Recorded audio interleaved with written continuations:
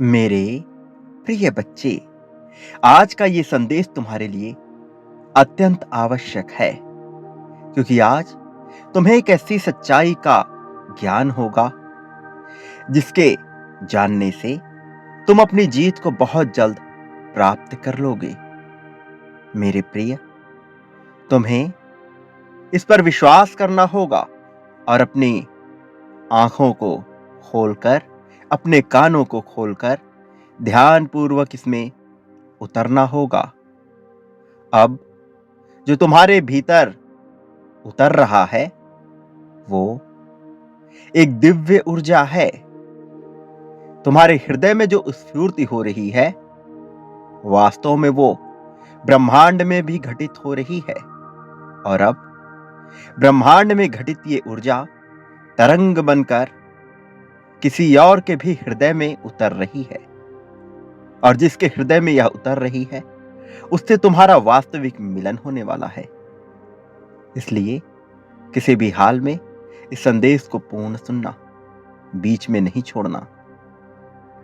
प्रिय, आकाश से कुछ दिव्य फरिश्ते हैं जो अब तुम्हारे आसपास तुम्हें घेरे हुए हैं, जिन्हें तुम देख नहीं रहे, किंतु उनके आहट को तुम अब महसूस करने वाले हो। उनके आगमन का तरीका थोड़ा अलग है, लेकिन उनकी ऊर्जा का अनुभव तुम्हें निरंतर होता रहेगा। अब तुम्हारे जीवन में एक ऐसी घटना घटने वाली है जिससे न केवल तुम्हारा मन रोमांच से भर उठेगा, बल्कि तुम ये भी जान जाओगे कि वो कौन है जो तुम्हारे आसपास है और तुम्हारा उससे क्या संबंध रहा है। वो तुम्हारे बहुत निकट है, शीघ्र ही तुमसे मिलने वाला है। मेरे प्रिय, जब जीवन में घना अंधकार छा जाए तो ये समझ लेना कि सूर्योदय का समय नजदीक है, क्योंकि ये दोनों एक ही सिक्के के दो हिस्से हैं, दो पहलू हैं। ऐसा कभी नहीं हुआ कि अंधकार के बाद कभी सूर्योदय ना हो। और तुम्हारे जीवन में जब दुख की रात आ गई थी तो वो अब समाप्त भी हो रही है। अब तो वो प्रभात काल होने वाला है तुम्हारे जीवन का, जिसके आ जाने मात्र से तुम्हारे चेहरे पे ना केवल खुशियां छाएंगी, बल्कि तुम्हारे सभी बिगड़े हुए काम बनने लगेंगे। कमजोर पड़ रहे तुम्हारे हृदय को अब एक ऐसा सहारा मिलने वाला है जिसके आ जाने मात्र से तुम आत्मविश्वास पूर्ण महसूस करोगे। यह समय है तुम्हें अपनी भावनाओं पर नियंत्रण पाना सीखना होगा, क्योंकि अब तुम्हारे साथ ऐसी ऐसी घटनाएं घटने वाली हैं जो तुम्हें आश्चर्य से भर देंगी। ना केवल तुम्हें, बल्कि तुम्हारे करीबियों को, तुम्हारे मित्रों को, यहां तक कि तुम्हारे शत्रुओं को भी, तुम्हारे रिश्तेदारों को, तुम्हारे परिवारजनों को, तुम्हारे आस पड़ोस के सभी लोगों को आश्चर्य से, दंभ से भर देंगी। इसलिए तुम्हें अपनी भावनाओं पर नियंत्रण रखना होगा। यह वही वक्त है जब सारा जमाना तुम्हारी जीत का आलम देखेगा, तुम्हारी वाहवाही करते नहीं थकेगा। मेरे प्रिय, इस समय में तुम्हें अपनी भावनाओं पर पूरा नियंत्रण रखना होगा, अन्यथा ये भावनाएं कब अहंकार का रूप धारण कर लेंगी तुम जान भी ना पाओगे। इसलिए इस परिस्थिति में ना तो तुम्हें कमजोर पड़ना है, ना ही तुम्हें विवश होना है। जो घटित हो रहा है उसे दृष्टा की भांति देखते जाओ।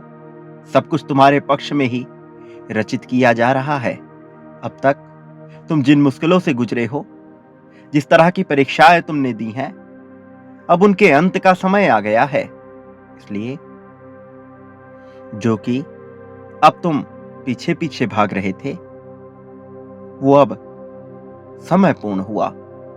अब तुम्हें ना तो किसी के पीछे भागना है, ना तो उसके बारे में विचार करना है। फिर चाहे वो साथी हो या धन हो या सुकून हो, यह सब कुछ तुम्हारे जीवन में अब आ रहा है। सुकून की तो एक ऐसी पूरी की पूरी श्रृंखला तुम्हारे जीवन में आएगी कि तुम अपने लगभग आने वाले कई वर्षों तक शांति को अपने मन में बसाकर ही जियोगे। जिस व्यक्ति के लिए तुम अब तक तड़पे थे, अब उसके दिल में तुम्हारे प्रति इतना प्रेम भर दिया जाएगा कि वो रह रहकर केवल तुम्हारा ही विचार करेगा। हर क्षण, हर घड़ी में उसे केवल तुम्हारी याद सताएगी। तुम्हारे अलावा उसे ना कुछ दिखाई देगा, ना कुछ सुनाई देगा। और इतना ही नहीं कि वह केवल तुम्हारा विचार करता रहे, बल्कि तुम्हें प्रगति तक ले जाने में अब वह इतना सहभागी बनेगा, इतना सहयोगी बनेगा कि तुम्हारा जीवन विलासिता की ओर झुकता चला जाएगा। तुम अपने जीवन को अब विलासितापूर्ण जीने वाले हो। तुम्हारे आत्मसंगी को मैंने तुम्हारे जीवन में इस तरह से भेजा है कि वो अब तुम्हें प्रेम के रस से भिगो देगा।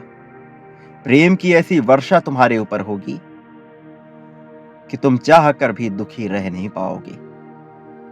दुख को आकर्षित करना तो दूर, दुख ऐसे समाप्त होगा जैसे वायु के आने से धूल समाप्त हो जाती है, जैसे सूर्य के आने से पानी वाष्प बन उड़ जाता है। मेरे प्रिय, अब तुम असीम शांति की ओर बढ़ चले हो।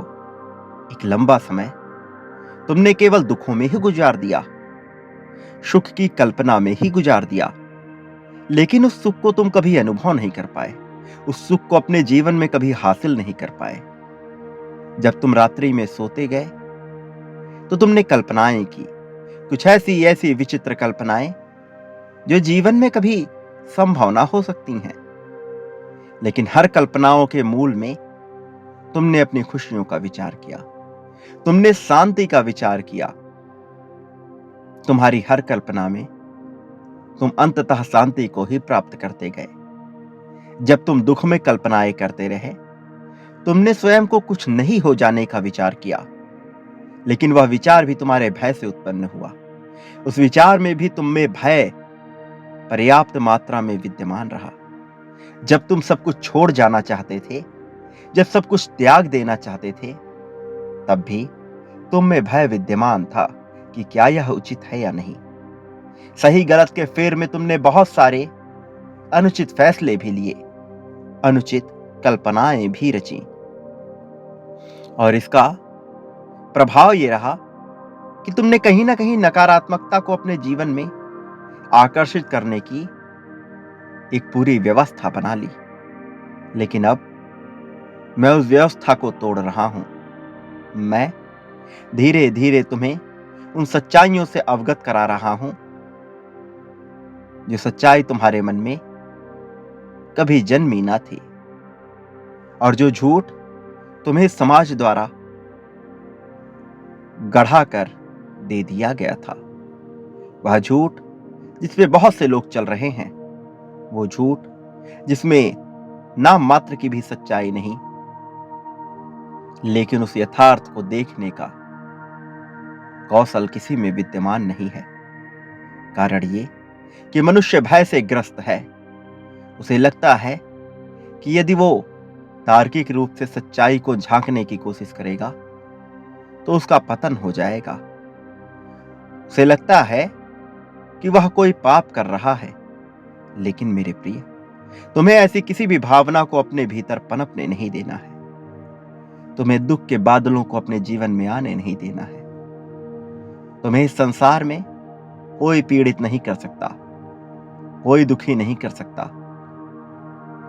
कितनी ही काली शक्तियां क्यों ना आ जाए, कोई तुम्हारा नाश नहीं कर सकता।